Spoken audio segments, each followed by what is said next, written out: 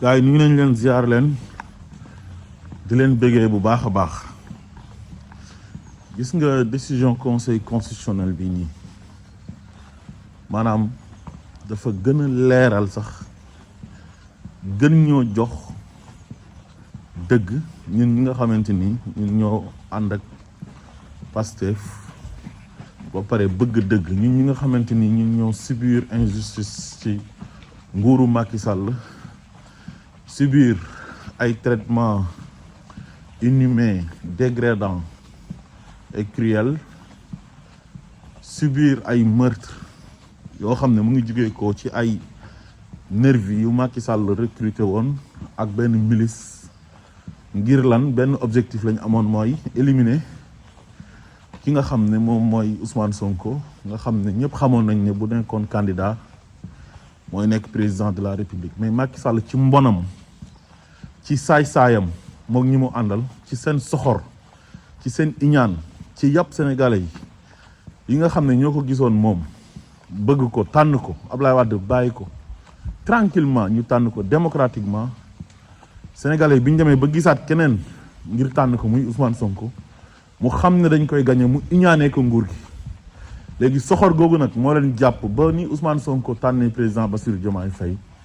mu gañe ñu ànd di gouverner ba léegi seen haine boobu moo nekk ci ñoom léegi nag biñ demee ba xam ne sës nañ ci miir bi dañoo dem voter li nga xam ne moom mooy loi d'amnistie pour setal seen bopp te ñoom nee nañ kat ay nitu droit lañ ñoom ñi fa nekk ñoom Aïssata Tall Sall Ismaïla Madior Fall ñoom ñi nga xam ne ñoo jàng droit ñoom ñoo doon conseiller Macky Sall loo xam ne dëppoowul sax ak droit dañ doon jalgati yoon di sànni fële te ñooñu nekkoon ay nit ñoo xam ne ñu ay nit ñu nawoon lañ Sénégal waaye bëgg nguur ak mbiru àdduna ak complexe devant benn psychopathe bu tudd Macky Sall un dictateur tax na ñu topp ko ci ay humeuram ba li mu bëgg a def rek ñu ne ko baax na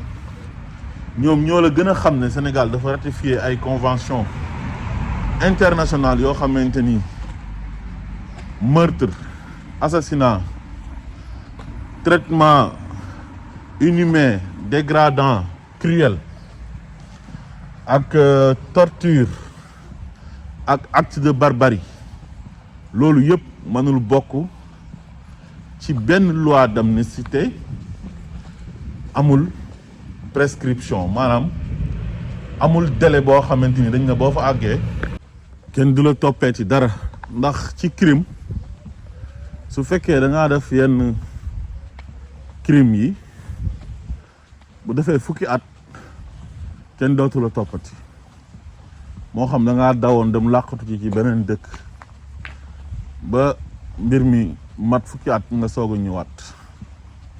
wala foo mënti làqatu ci biir réew mi te mënuñ laa gis léegi loolu wàllu torture wàllu assassinat ak wàllu acte de barbarie mooy def ay ñaawteef yu bon a bon ci kaw nit ak traitement inhumain cruel et dégradant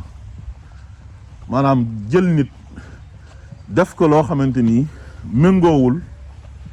ak lu ñu war a def doomi aadama ci ay ñaawteef nga teg ko ci kawam maanaam mala sax soo ñëwee ci réew tubaab bi yenn ñaawteef yi kenn du leen ko def boo ko defee yoon dina la teg loxo waxuma la ak nag doomi aadama léegi Macky Sall nag ngir bëgg nguur ak xolam bu ñuul bu soxor bu bon ak iñaanam ak bew gi mu nekkee woon ak mbon gu ëpp gi nekk ci moom mook ñi mu àndoon ak en bu ñu am ci Ousmane Sonko ndax iñaanee ko li ko yàlla may loolu moo leen yóbbee ñu def ay ñaawteef rey ay nit Sénégal toroxal ay doomi Sénégal jàpp ay nit tëj ci kaso te defuñ dara loolu nag il faut qu'il paye les pots cassés Macky Sall loolu ça ne doit pas rester impuni moo tax Amadou Ba doon leeral ne comme ñoom bi ñuy dugal seen loi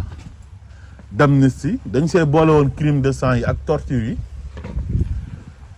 Amadou Ba nag daf benn loi interprétative pour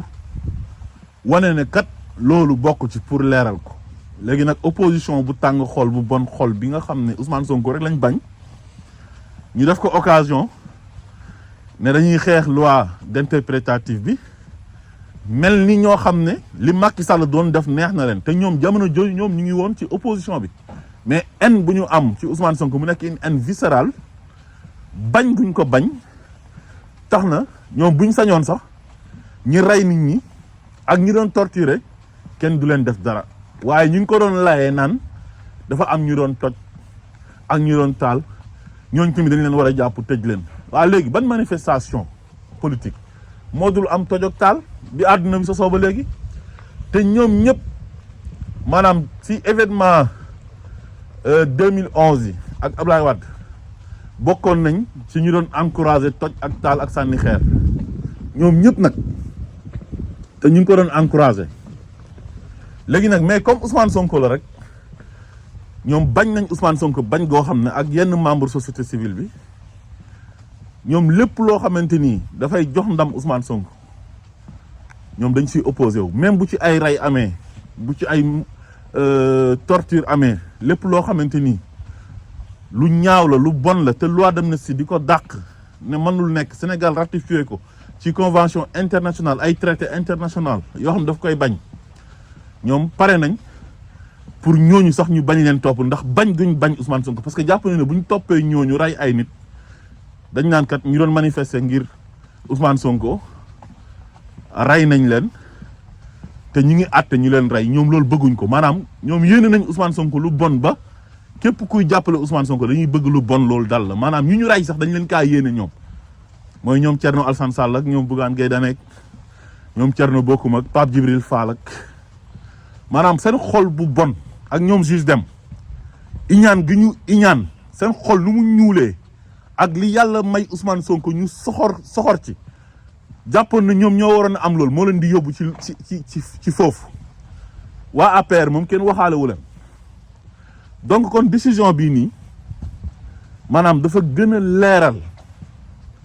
parce que dafa jógee ko ci conseil constitutionnel di atte di ëttu attekaay bi gën a kawe ci Sénégal nga xam ne bu jëlee décision yam sax yow amatoo moyen de recours yow waa léegi kooku bu demee ba wax ne meurtre assassinat acte de barbarie traitement inhumain dégradant cruel yooyu yëpp bokku ci mais dafay gën a leer tey jii ñoom su fekkee voté nañ ñoom seen loi ba boole ci loolu mais crime de sang yeeg torture yi ci la bokk ñooñu amnistie bi couvrir na leen te xam nañ ne amnistie mënul couvrir loolu Aïssata Tall Sall xam na ko Ismaïla Madior Fall xam na ko ñoom ñu jàng droit yëpp te ànd ak Macky Sall xamoon nañ ko mais yëfu saay-saay lañ doon def waaye léegi ñun suñ ñëwoon rek tëb te loi bi jaarul conseil constitutionnel ba conseil constitutionnel leeral ko moom ne loolu loi d'amnistie mënu ko couvrir ñu ñëw rek ne dañuy jàpp gars yi pour àtte leen su boobaa mën nañoo am lay ne voté nañ fi benn loi boo xam ne effacé nañ crime yëpp crime de sang yi ak torture yi léegi ñëw nañ jaay nañ ñu doole ne nañ dañuy jàpp gars yi àtte leen su boobaa dina am werante mais lii amatul werante maanaam dafa gën a leer parce que conseil constitutionnel moo ko wax ne bokkul ci tey jii bés bu ñu demee bay jàpp nag raykatu nit yi ak ñi nga xamante ni dañ doon def torture ci kaw ay doomi aadama di leen àtte su boobaa kat bu ñu waxee ñu ne leen conseil constitutionnel kat moo ko wax mu ngi nii indil leen mu leer nañ ñi texte yi donc kon ñoom début bi ñu ngi doon jubilé di def manipulation parce que ñoom ils sont omnibulés par la défaite de Ousmane Sonko et Pastef ñoom dañu obsédé ci Ousmane Sonko obsession boobu ñu am ci Ousmane Sonko ñoom ñaawteefam rek lañ bëgg moo tax bi ñu gisee baatu rejet rek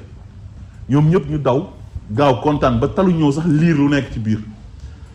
mais bi sénégalais yi nga xamante ni jàng nañ ba pare honnête liiree lu nekk ci biir xam ne article 1 bi rek la ñu rejeté ñoom dañoo gaaw fatuwaat ñoom ñëpp kenn génnaatul wax parce que haine bu ñuy am mbañeel gu ñu am ci Ousmane Sonko moo tax toujours rek defetam rek la ñuy yaakaar waaye dinañ dund ba ñu dugal leen ci biir bàmmeel suul leen te su boobaa duñ mas a am ndam ci Ousmane Sonko luñ bëgg ci Ousmane Sonko duñ ko mas a am mooy gàcce Ousmane Sonko loolu du mas a am ñi rey nit ñi doon torturer xare yi dinañ leen jàpp àtte leen tëj leen ci kaso yi ba bu ëllëgee benn président dootu fi toogati di def ay ñaawteef ci askanam ngir lan ngir bëgg éterniser wu au pouvoir